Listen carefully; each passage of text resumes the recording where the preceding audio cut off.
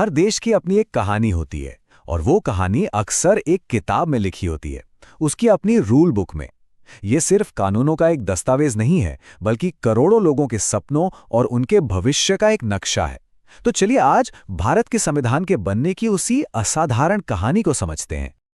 जरा सोचिए, हजारों भाषाएं, अनगिनत संस्कृतियां, आखिर इतना विशाल और विविधताओं से भरा देश अपने लिए एक साझा रास्ता कैसे चुनता है?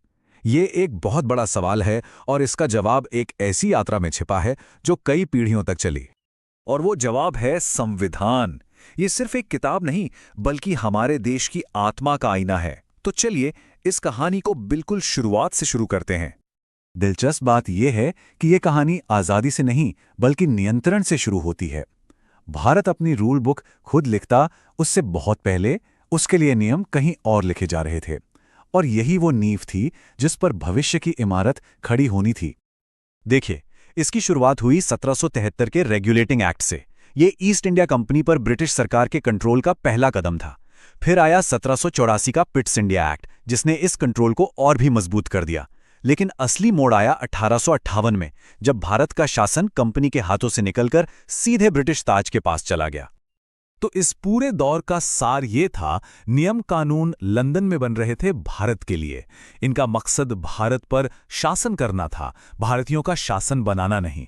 ये पूरी तरह से कंट्रोल का एक ढांचा था और कुछ नहीं।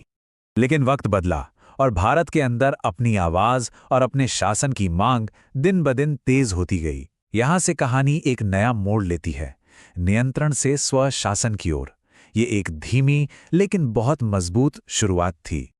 यहां आप देख सकते हैं कि पार कैसे धीरे धीरे शिफ्ट हुई। 1919 का एक्ट द्वैध शासन लेकर आया, मतलब कुछ विभागों पर भारतीय मंत्रियों का थोड़ा बहुत कंट्रोल। कह सकते हैं कि ये प्रतिनिधित्व की दिशा में एक छोटा सा कदम था। लेकिन 1935 का एक्ट एक बहुत बड़ा मील का पत्थर साबित हुआ। इसने प्रांतों को ज्यादा स्वायत्तता दी और असल में हमारे भविष्य के संविधान के लिए एक अहम ब्लूप्रिंट तैयार किया। और फिर वो ऐतिहासिक पल आया जब कलम आखिरकार भारतीयों के हाथ में थी। अब अपनी किस्मत किसी और को नहीं, बल्कि उन्हें खुद लिखनी थी। ये भारत के सबसे बड़े और सबसे मुश्किल सफर की शुरुआत थी। 2 साल, 11 महीने और 18 दिन।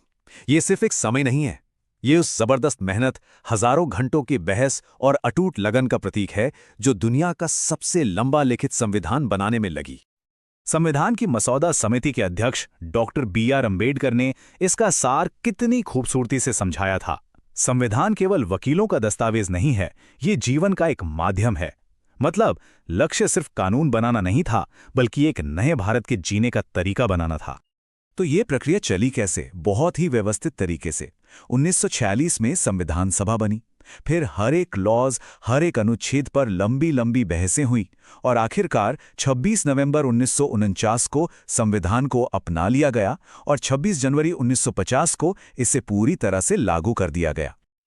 और हाँ, यही वो 26 जनवरी का दिन है जिसे हम हर साल गणतंत्र दिवस के रूप में मनाते हैं।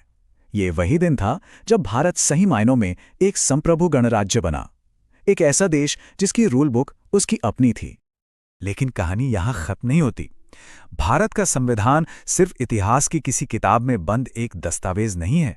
नहीं, ये एक जीवंत दस्तावेज है जो हमारे देश के साथ सांस लेता है और वक्त के साथ बढ़ता है। इस रूल बुक के 5 मजबूत स्तंभ हैं: संप्रभु, समाजवादी, पंथनिरपेक्ष, लोकतांत्रिक, गणराज्य। ये सिर्फ भारी भरकम शब्द नहीं हैं, ये वो आदर्श हैं जो भारत को बाहरी दबाव से आज़ाद, अपने सभी नागरिकों के लिए बराबर और लोगों के द्वारा शासित एक देश बनाते हैं। और सबसे कमाल की बात यह है कि इसे सिर्फ टिके रहने के लिए नहीं बनाया गया था, बल्कि इसे समय के साथ विकसित होने के लिए डिजाइन किया गया था। संविधान में संशोधन की जो प्रक्रिया है, वो इसे बदलते वक्त और समाज की जरूरतों के हिसाब से खुद को ढालने की ताकत देती है। तो आज 70 से भी ज्यादा साल बाद यह सोचने वाला सवाल है कि यह ऐतिहासिक दस्तावेज आज भी 1 अरब से ज्यादा लोगों की जिंदगी को कैसे आकार दे रहा है। यह एक ऐसा सवाल है जो हमें इसकी अहमियत और हमारे रोजमर्रा के जीवन पर इसके गहरे असर के बारे में सोचने पर मजबूर करता है।